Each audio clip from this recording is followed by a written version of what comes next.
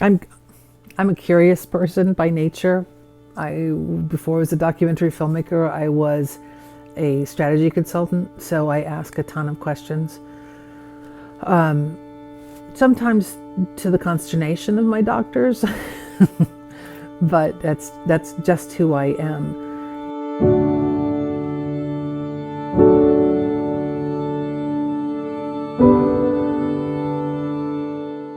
In the ensuing 18 years, I had spent a lot of time raising funds for breast cancer research, working with various support groups for women who are going through cancer. And so I had a really good network to call on when I wanted to find out just who would be the best surgeon to do the deep flap reconstruction. And Philip Lundeel came to the top of most people's lists. So I reached out to him and I discovered that not only did he have this amazing track record of capabilities, but he was compassionate and empathetic and funny, which is important when you're going through this, and took the time that I needed to really discuss it. He, unlike some doctors, my endless questioning didn't seem to faze him. And we got along really, really well. And it felt like a partnership that we entered into, where we each had a piece of the job to do in order to get to the other side of this. And we started talking about setting up this foundation really when I was recovering from the surgery. And I showed him this risk tree analysis I had done and laid out the way I had come to my decision. And he showed me this amazing group of photographs that he had commissioned that celebrated the joy and the hope of women post-reconstruction.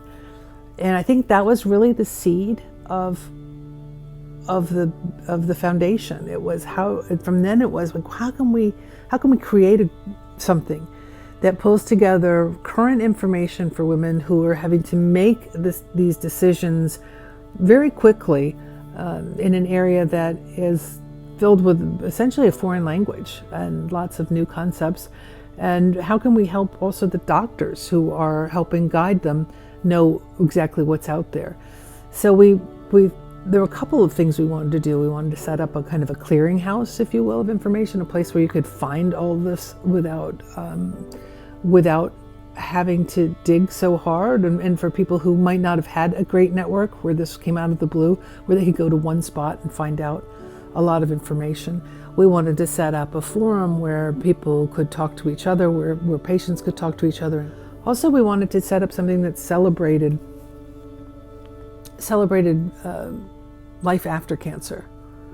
You know, I'd be lying if I said I am glad I got cancer. I'm not. I don't think I'll ever be glad I got cancer.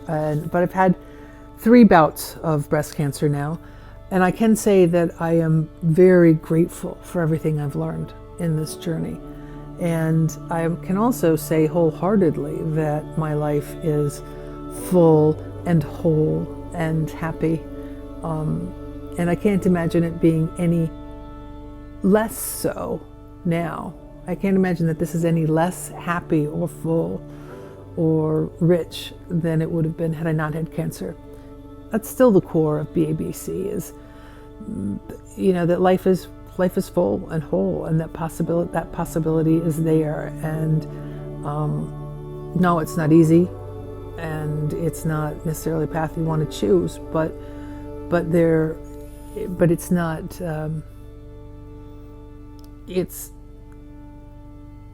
It doesn't preclude you from feeling empowered and hopeful again and happy. And I think that message was really, really important for us both to capture.